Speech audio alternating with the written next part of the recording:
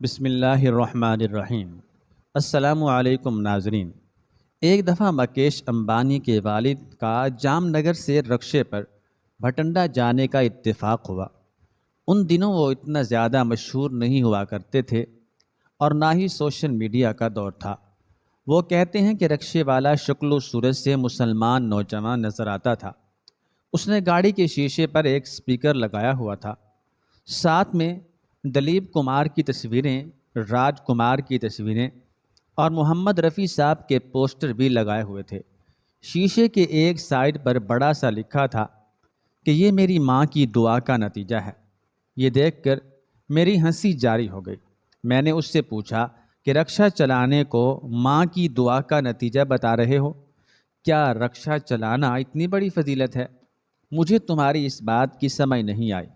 رکشے والا مسکرایا اور بتایا کہ سر، میرا تعلق دلی کے ایک چھوٹے سے شہر سے ہے۔ پتا یعنی والد کا ایک حادثے میں انتقال ہو گیا تو سگے تایا نے جائیداد اور مکان دونوں پر قبضہ کر لیا اور ہمیں گھر سے نکال دیا۔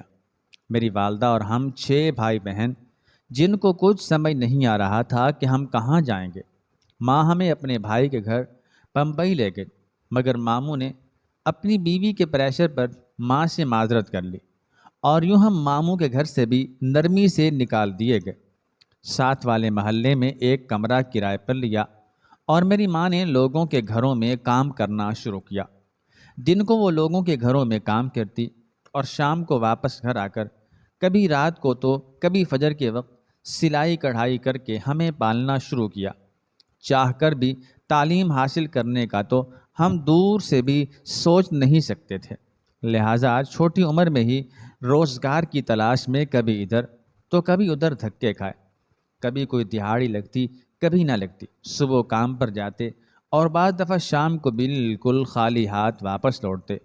جو شخص صبح گھر سے اس امید کے ساتھ نکلتا ہے کہ شام کو وہ اپنے بچوں اور اپنے گھر والوں کے لیے روزی روٹی کا بندوبست کر کے لائے گا اور گھر کا چولہا جلے گا، اور جب شام کو بجائے کچھ لانے کے لٹکا ہوا منہ لے کر جب گھر میں داخل ہوتا ہے تو گھر والے مزید پریشان ہو جاتے ہیں۔ میری یہ بات وہی انسان سمجھ سکتا ہے جو ان حالات سے گزر چکا ہو یا گزر رہا ہو۔ آخر پہ تھک ہار کر سبزی منڈی جانا شروع کیا۔ سبزی اور پھلوں کی لوڈنگ ان لوڈنگ کرواتا۔ یہ کام بہت وزنی تھا، جبکہ میری جان یہ برداشت نہیں کر سکتی تھی، لیکن پھر بھی جتنا مجھ سے ہو سکا میں نے دن رات محنت کر کے اپنے گھر کا چولہا جلایا۔ ایک دن لوڈنگ کرتے ہوئے اچانک میری کمر میں شدید قسم کا درد ہونے لگا۔ وہ درد اس قدر میری جان پر بھاری تھا جسے میں لفظوں میں بیان نہیں کر سکتا۔ آپ یوں کہہ لیں کہ اس درد نے میری کمر توڑ دی تھی اور میں کوئی وزنی چیز نہیں اٹھا پاتا تھا۔ پھر بعد میں ٹوکری میں پھل فروخت کرتے ہوئے میں نے کنڈکٹری شروع کر دی۔ استادوں اور ڈرائیور حضرات سے گالیاں اور مار کھا کر جوان ہوا اور پھر کسی کا رکشہ چلانا شروع کیا۔ پیسے اکٹھے کرنا شروع کیے، کمیٹی ڈالی اور قسطوں پر اپنا رکشہ لے لیا۔ اس کی قسطیں ختم ہوئیں تو مزید 2 رکشے لیے، وہ بھی قسطوں پر، اور بھائیوں کو سبزی منڈی سے ہٹا کر اپنے ساتھ کام پر لے لیا۔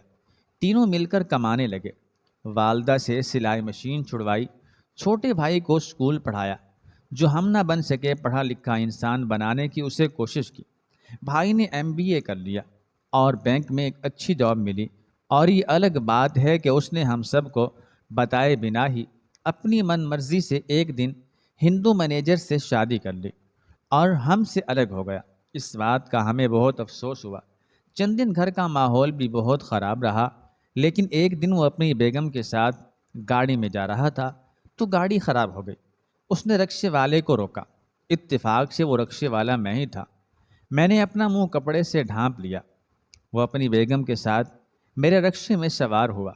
وہ جان چکا تھا کہ رکشہ میں ہی چلا رہا ہوں، کیونکہ نہ چاہتے ہوئے بھی چھوٹے بھائی کو دیکھ کر میری آنکھوں سے آنسو جاری ہو گئے، مگر اس نے پھر بھی اپنی بیوی کے خوف کی وجہ سے مجھ سے بات تک نہ کی۔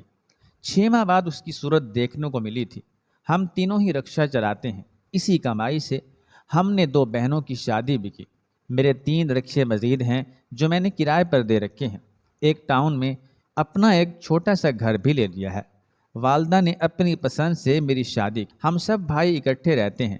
ہم نے ایک پلاٹ خرید رکھا ہے اور ایک گھر بنانے کا ارادہ ہے، اور 2 سالوں میں دوسرے بھائی کی شادی کا ارادہ ہے۔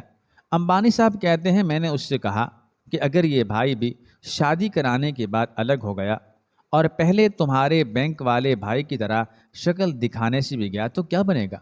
میں اس کا جواب سننے کے لیے بہت زیادہ غور طلب نگاہوں سے اس کے چہرے کو دیکھ رہا تھا۔ اس کے ہونٹوں پر ہلکی سی مسکراہٹ آئی اور کہنے لگا، صاحب یہ تو قسمت کا کھیل ہے، جب تک اکٹھا ساتھ لکھا ہے تب تک اکٹھے جئیں گے، اور جب ساتھ دینے والی مالا ٹوٹ جائے گی تو یہ وقت مرہم رکھ دے گا۔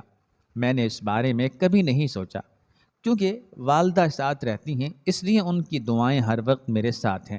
اس لیے امید ہے کہ اگلے 2 سالوں میں گھر اور بھائی کی شادی دونوں کام ہو جائیں گے۔ یہ سب ماں کی دعا کا نتیجہ نہ سمجھوں تو اور کیا سمجھوں؟ امبانی صاحب کہتے ہیں، میرا باقی کا تمام سفر خاموشی میں کٹا، مگر میں دل ہی دل میں سوچ رہا تھا کہ مجھے اپنی والدہ کی دعا کے باعث جتنا اوپر والے نے یعنی اللہ تعالیٰ نے بغیر محنت عطا کیا ہے، اس کے بارے میں نے کبھی سوچا نہیں، اور نہ ہی کبھی اللہ تعالیٰ کا شکریہ ادا کیا۔ اپنے ناشکرے پن پر میں بہت شرمندہ ہوا اور اللہ تعالیٰ سے معافی مانگی۔ آپ تمام لوگوں سے، ہر چھوٹے بڑے بھائی اور ہر چھوٹی بڑی بہن سے بھی گزارش ہے کہ کسی کی حیثیت کا مذاق مت اڑائیں، کیا پتہ اس نے اس مقام تک پہنچنے کے لیے اپنی ہڈیاں تک گال دی ہوں۔